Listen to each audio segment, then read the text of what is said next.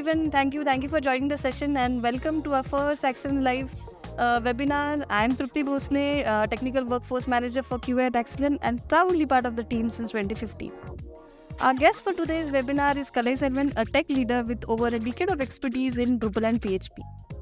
He's been a key part at Axelerant since 2020 and is currently playing an important role of Technical Program Manager in support program. So today's session is going to be a game changer, especially if you are someone who is doing n number of tasks throughout the week, but still not able to, achieve your weekly goals. In today's session, Kala is going to share practical tips for managing context switching with some real life examples. So without any further delay, let's have Kalai to share more on the context switching topic. Welcome, Kalai. Good evening, everyone. Thank you, Trupti, for a wonderful introduction. Welcome, Kalai. So Kalai, before we head on to your presentation, I would like to ask you some questions. So tell me, how did you decide to present on this topic, especially context switching? What are the challenges or struggles that you faced while doing context switching?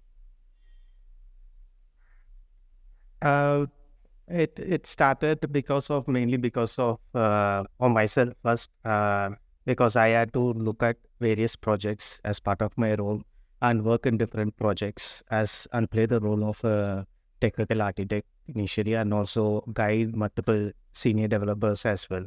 And I was kind of pulled into multiple projects as well. And as a result, that was my selfish motive which I started. And gradually I started hearing from the team members as well that they had to context switch a lot for themselves.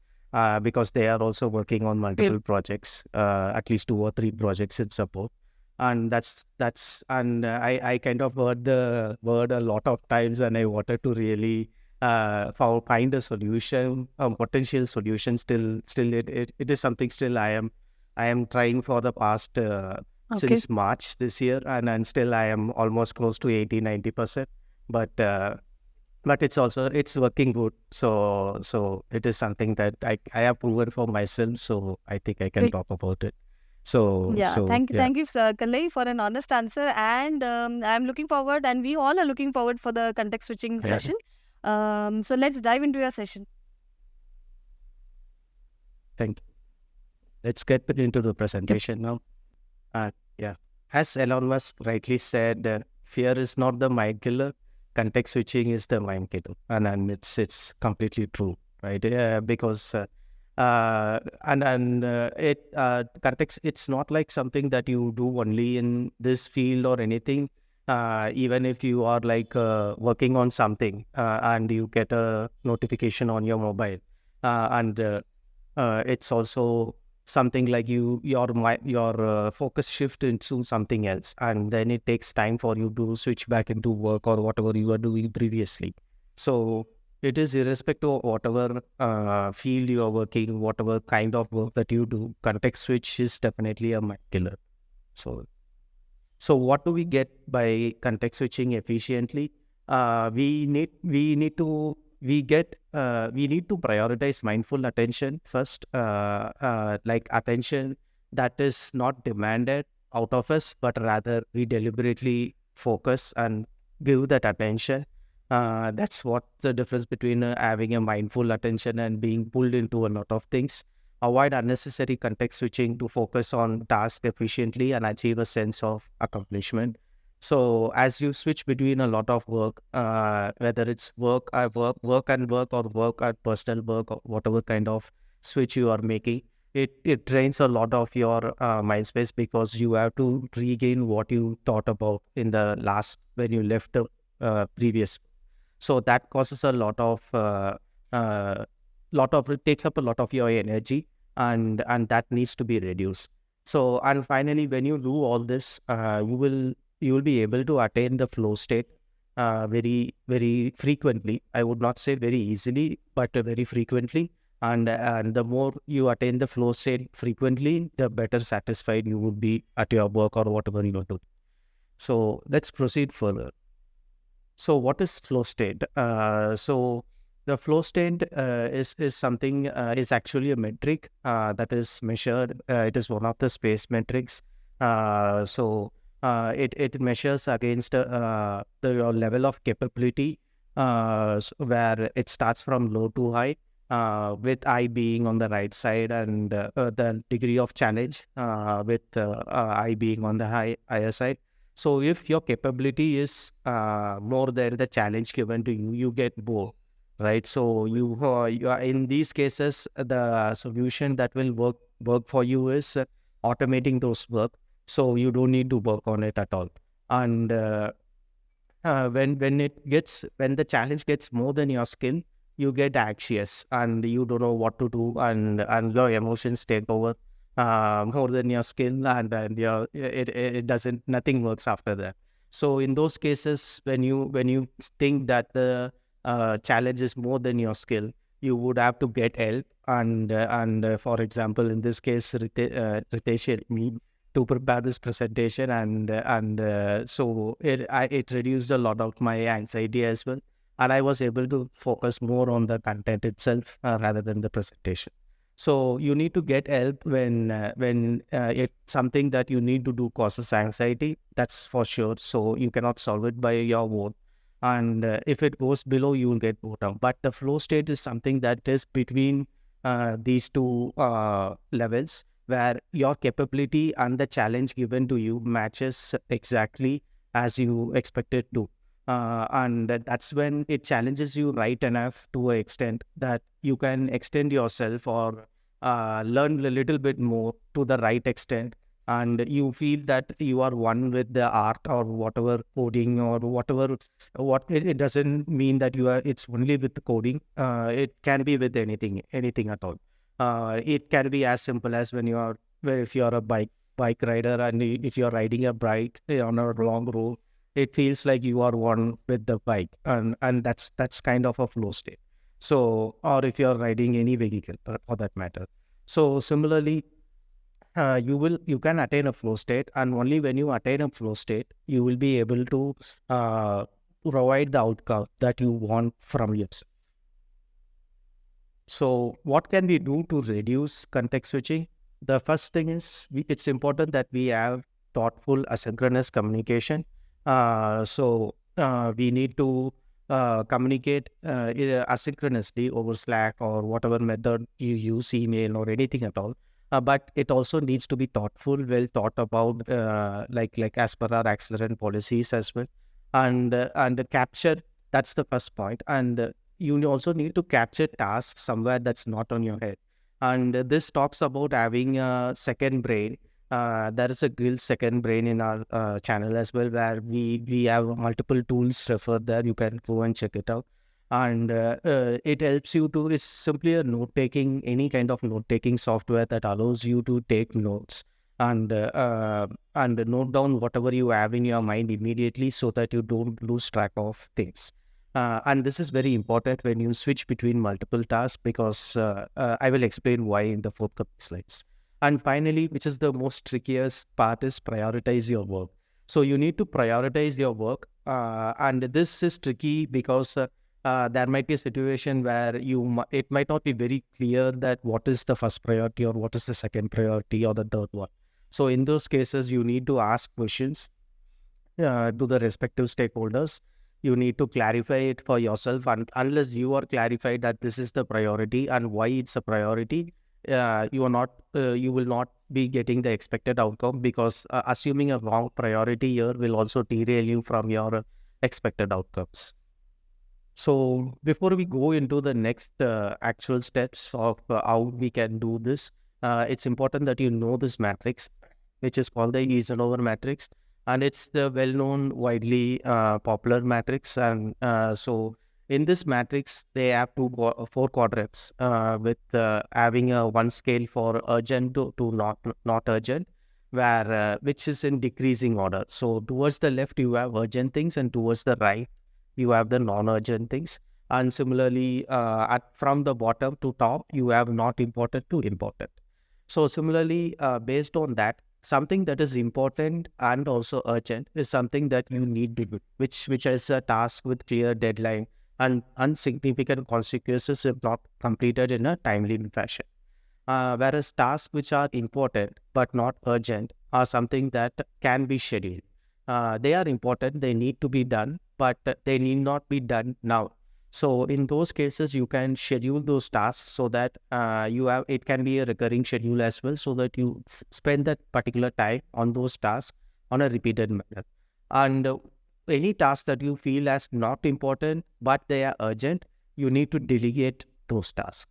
So if you, this means that it is not important for you, but it might be important to someone else, and that's why it's urgent. So you cannot discount and consider only your importance or how you perceive it as important. It also matters to others as well. So in those cases, you can see who can take up the task and complete it, and that may arrive at the outcome like what would have been if you had done it.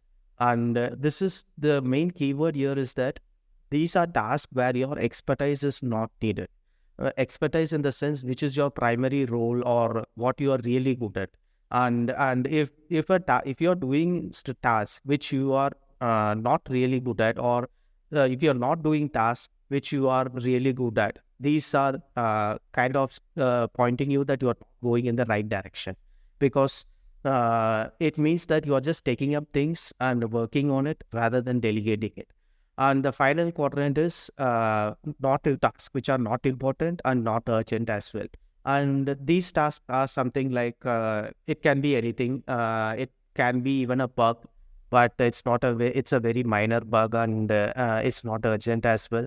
And customer has also said that it's not urgent. In those cases, you will just have it in the backlog. So I know here it shows delete. It kind of means that you kind of delete it from your immediate visibility. So you can have it in a backlog or somewhere noted, and maybe in future, if the priority changes, it might move into one or the other quadrants. So going further, so unlocking your potential, organize work and calendar for peak performance. So in this slide, we will look at how you need to organize your different tasks into buckets, like large, medium, and small. Where large, and I have given some examples. These are just specific examples, but you can take any example. So here I have considered large tasks as, for example, complete development or working on a custom code, or for QA, it might become writing a complete full round of test suits or something like that. And for medium task, it can be grooming a particular ticket for whatever role you are. And it might be needing 2 to 4 hours of your focus time. Large tasks are something that might potentially need more than 4 hours. So that's the assumption here. And whereas medium will need little less than 4 hours or within 4 hours.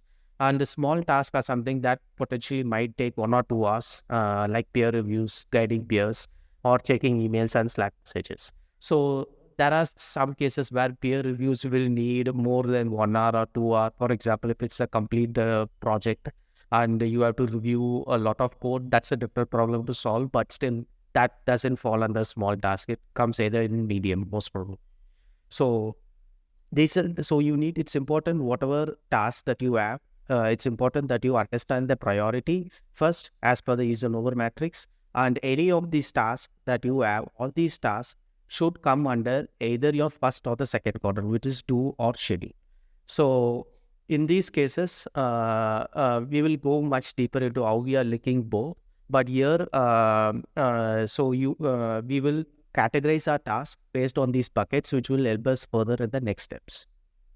So these are the next steps on how we can use this categorization and the matrix. So like I told, all the work listed are large, medium, and small, falls under the quadrant 1 and 2 of the Eisenhower matrix. So which is do and schedule. Because ideally you would not need to work on delegate or deleted tasks. So now a combination of prioritizing and organizing your work will help in a large way. So we need to do the below points in the same order. Prepare your Eisenhower matrix. First, you need to prepare this matrix by identifying which task that you have on hand falls under which quadrant, and remove the task. The main purpose here is you reduce the task on hand either by delegating it or deleting it. That's the first and foremost objective of using this matrix. And then you are clear what are the tasks that you are going to do or you are going to do later. So, which is you schedule it.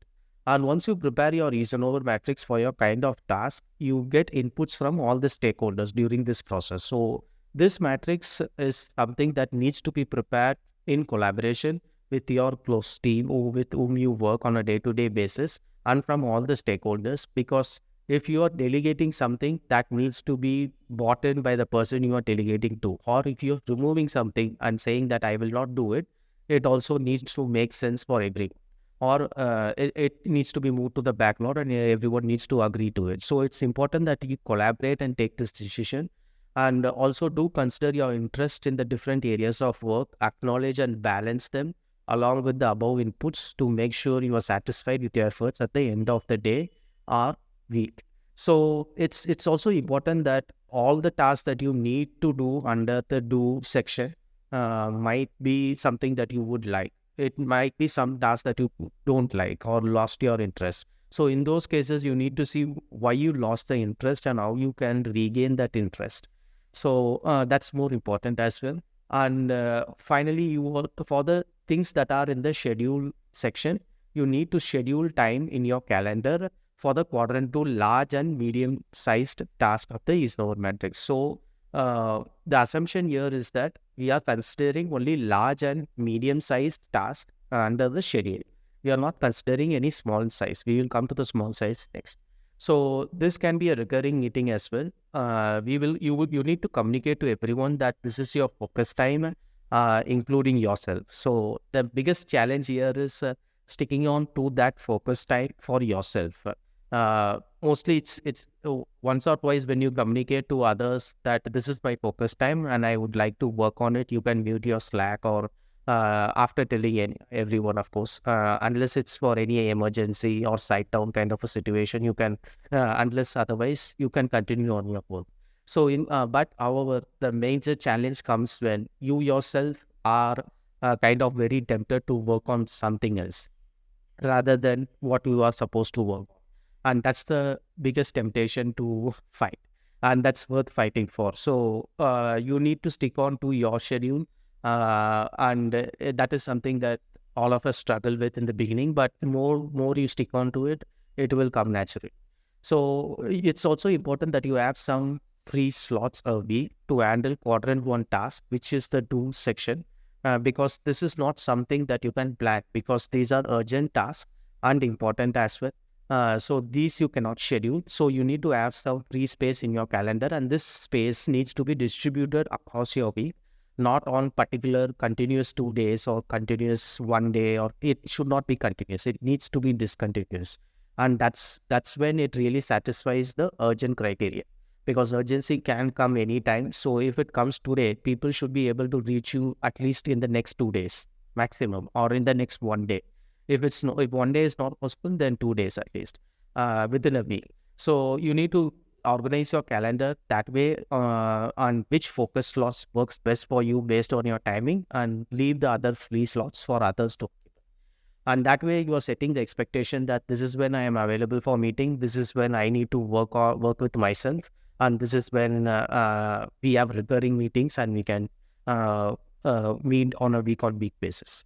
So when you have free time in between the meetings, pick up these small size tasks, which we saw in the earlier section, like peer reviews, and work on them, or take a break and have some coffee or something.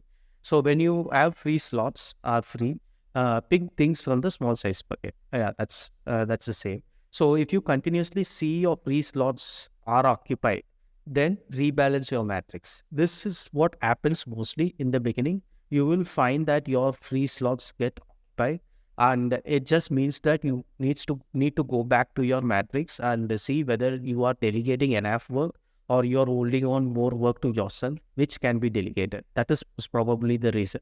Or you are not, you are a little bit hesitant to, you can actually push some work to the backlog, but you are thinking it is okay, we can do this as well. You might think that it will take initially very less time, but it tends to be more time consuming. So these kind of things might happen. So it's important that you go back to your matrix and rebalance it, so that you have good enough tasks that you have already delegated or deleted, and you have a measurable, reasonable task under your scheduling section. And whatever you are doing, the ideal situation here is you focus only on the second quarter, which is the schedule. So you don't have any do task or delegate or delete task. You only have the scheduled task, which you work on a week basis. And this is the very ideal scenario that you ideally want to get into, because this is when you achieve whatever outcomes you want to achieve, and your days goes as planned and in a much very peaceful manner. So yeah, this is the overall way of how you can do this. Now, going into the actual example. So this is my calendar. I know it looks really good, but it's really clean. Sometimes it also gets very filled on the space parts because the meetings get scheduled. But the good thing is that I have kind of observed after 6 months or 7 months, the number of meetings that get scheduled in the black box, which are the time blocks that I add, or in the time, whatever time blocks that you see, large blocks are the time blocks. So in these time blocks, I see that very less meetings are scheduled. Even if meetings are scheduled in these time blocks, then I make sure that whatever time I am missing from, I either reduce it and make sure that I can come back and visit why I could not spend time in this, or I spend that time somewhere else. So for example, if on a Friday I am not able to spend time on platform engineering, then I make sure I spend it on the following Monday, first half, if I am not having any meetings, or in the following week. But at some point, I know that I am balancing things immediately in the next week or something like that. If I see there are multiple meetings coming on a regular way, then I need to stop and I need to see why I am having these meetings on a regular case on case basis, and what can I do to either do as per the Eisenhower matrix, which is either delegation or schedule it, make it into a planned meeting rather than having it as an unplanned meeting. So yeah, I think this gives you an idea, and I also set my out of office hours in the afternoon and also the evening.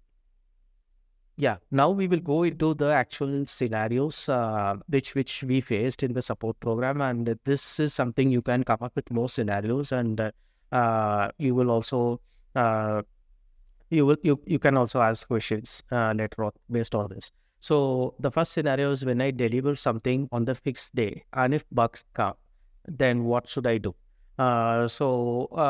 It's like you're working on something, then you get an unexpected bug. Then should I do? So ideally, I know ideally we need to work in a way that there are less bugs. But if bugs come, you need to identify the priority of those bugs, understand whether it's major, critical, or urgent, and handle it based on that. But here I would say context switching will be there. So how to handle context switching in these cases, I will answer it in one of the questions.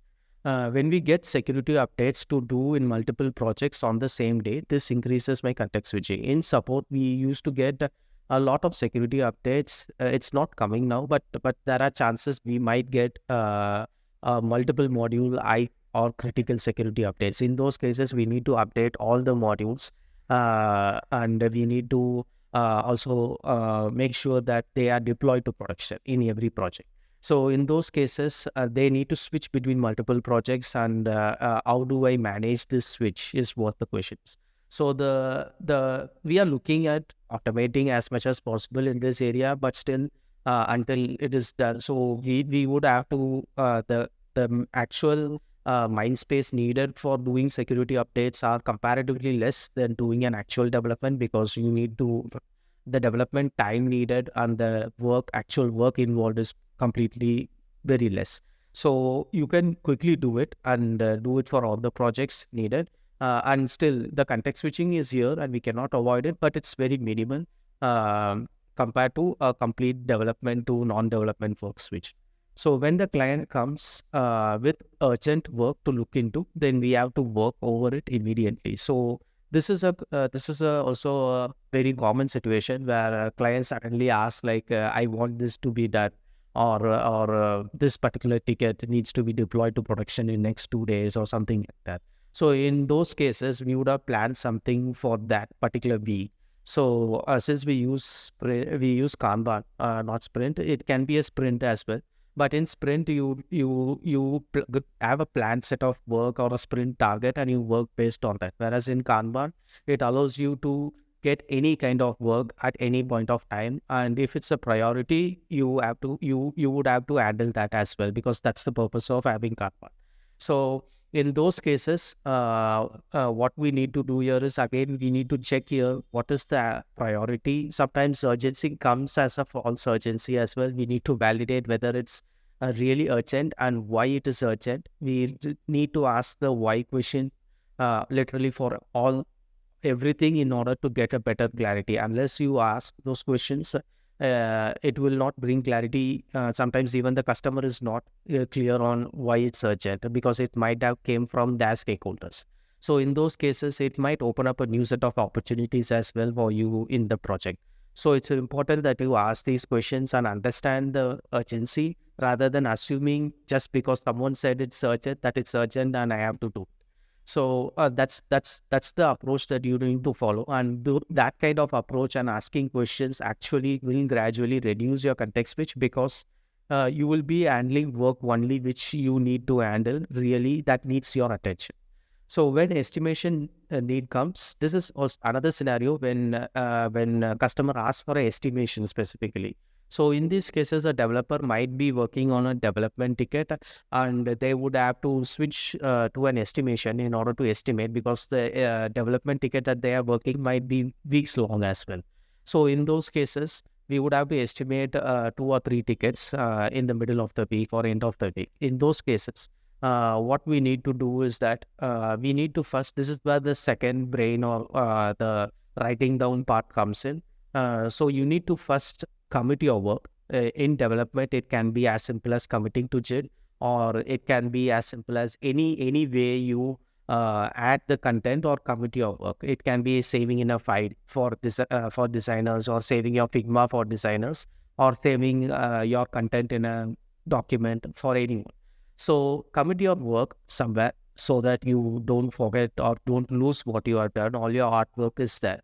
So once you commit it, then look at also, it's important that you write down what you did so far, like a journal, and what you are planning to do next. This is very important, because when you come back, you would have to, it will help you to completely put you in that situation back with very easy, very short amount of time, because this writing, whatever you have written, will be the guidance for you the next time you continue on it. So it's important that you write immediately what you have done so far and what you are planning to do in future as well. And you need to do this repeatedly every time you switch between work. I know it's kind of sounds like a long procedure, but it will become a practice at some point of time. And even when you're context switching, you will not find that you are very tired at the end of the day or something like that. So this is one of the very important points. So it can be as simple as adding your technical details or whatever you want to add as an internal Jira comment as well. So these are the various things that you can do to handle and or to context switch more efficiently. So so finally, my weekly plan is often distributed by the milestone delivery urgencies, and what I thought to be doing on the week was not at the end of the week. So this is when you might have to align with the PMs. You need to align with the priorities with the team and see if some priorities can be changed or something like that. So and also there might be a situation when you have to interact with multiple team members when working multiple projects. And that is something that you cannot avoid. But still, whenever someone is pinging you in Slack or something like that, it's also important to realize whether it is urgent or not. Usually when it's urgent, people will reach out to you directly or call out that it's urgent. And you need to call out when it's urgent. Because otherwise, expecting that someone will respond to our messages immediately will not happen, particularly in a remote work environment where each of us are working in different time and different time slots as per our focus areas. So it is important that you pause your Slack, or if you need to even close your Slack, but you need to let others know that this is your focus time and you will not be available during this time and you're going to work on this particular thing or something like that. So that the team is also not wondering why you're not responding, or they are aware what you're working. And using your Google Calendar to communicate with the team is the best way, which has worked out for me, because it is one place where you can completely plan out your day. And I have seen multiple people adding their personal time also in the Google Calendar, which is really good, because you have only one calendar where you have to look at everything, and that helps you to have a proper structure.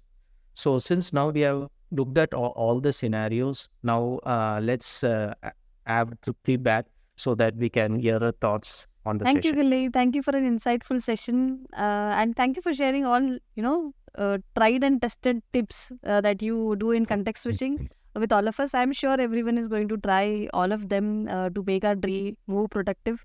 So we have some questions from the chat box, Kalai. But before we go into that, I would like to ask a question. So you mentioned about Eisenhower metrics, which is actually a new thing that I've learned today, thanks to you.